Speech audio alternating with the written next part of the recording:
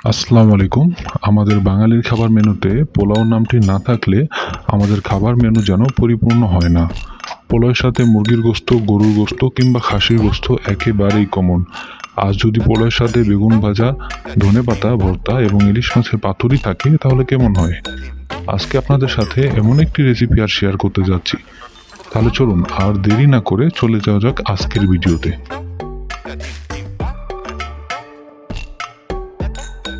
প্রথমে বড় পাতিলে ঢেলে নেব তেল। তেল গরম হলে দিয়ে দিব গরম মশলা, এলাচ, তেজপাতা, লবঙ্গ এবং পেঁয়াজ কুচি। পেঁয়াজ লাল হয়ে আসলে দিয়ে দিব একটু ঘি সুগন্ধের জন্য এবং তারপর দিয়ে দিব পোলার চাউল। পোলার চাউল ঢেলে দিয়ে ভালো করে মশলার সাথে মাখিয়ে কিছুক্ষণ নাড়তে থাকবো। চাউল লাল লাল হয়ে আসলে দিয়ে দিব গরম পানি এবং ঢাকনা দিয়ে ঢেকে দিব। এই পোলাওয়ের রেসিপি নিয়ে আলাদা একটি ভিডিও বানাবো, সেখানে ফুল রেসিপিটা পেয়ে যাবেন। পোলাও হয়ে গেলে এখন একটি ফ্রাই প্যানে তেল গরম করে নিয়ে সেখানে ছেড়ে দিব বেগুনের পিসগুলো। পূর্বে বেগুনগুলো পিস পিস করে কেটে মশলা দিয়ে মাখানো ছিল।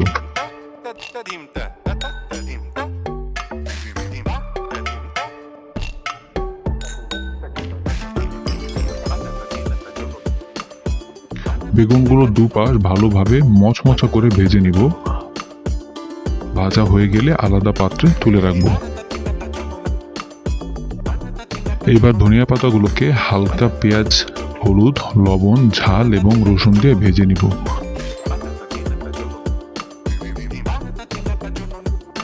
ভাজা হয়ে গেলে পাটায় খুব ভালো করে মিহি করে পিষে নিব, কারণ ভর্তা মানে যেন শিলপাটার একটা জাদু, সেটা না থাকলেই না।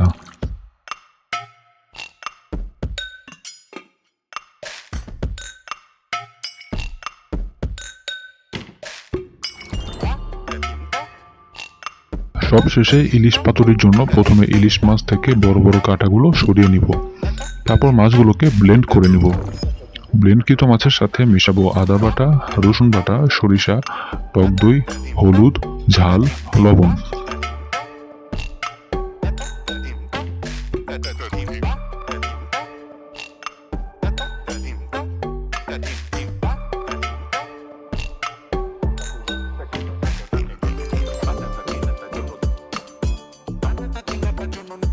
তো সবগুলো উপকরণ ভালো করে মিশিয়ে নিব। অন্যদিকে লাউ বা কুমড়ো পাতাগুলো বাছাই করে কুসুম গরম পানিতে ভিজিয়ে রাখবো। তবে খেয়াল রাখতে হবে পাতা যেন ফ্রেশ থাকে, ছিঁড়া ফাটা না হয়। পাতাগুলো পাতলা হয়ে গেলে সুন্দর করে পাতার উপর আমাদের তৈরিকৃত মশলা দিয়ে সুন্দর করে ভাঁজ করে ফেলবো। ভাঁজ করা পাতাগুলো পাতলা সুতো দিয়ে বেঁধে নিব। ভাঁজ করা পাতাগুলো পাতলা সুতো দিয়ে বেঁধে নিব। এইভাবে যে কয়টা প্রয়োজন বানিয়ে নিব।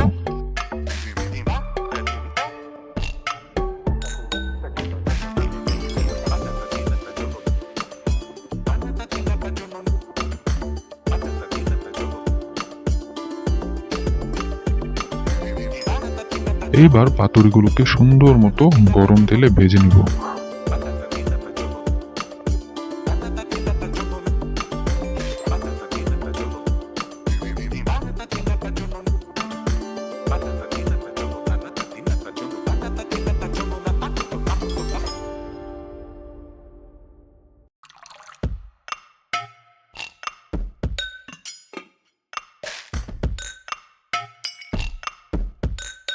পাতুরি হয়ে গেলে পোলাওয়ের সাথে এক এক করে বেগুন, টমেটো, শসা, ধনেভর্তা, পাতুরি, কাঁচামরিচ দিয়ে সুন্দর করে সাজিয়ে পরিবেশন করব।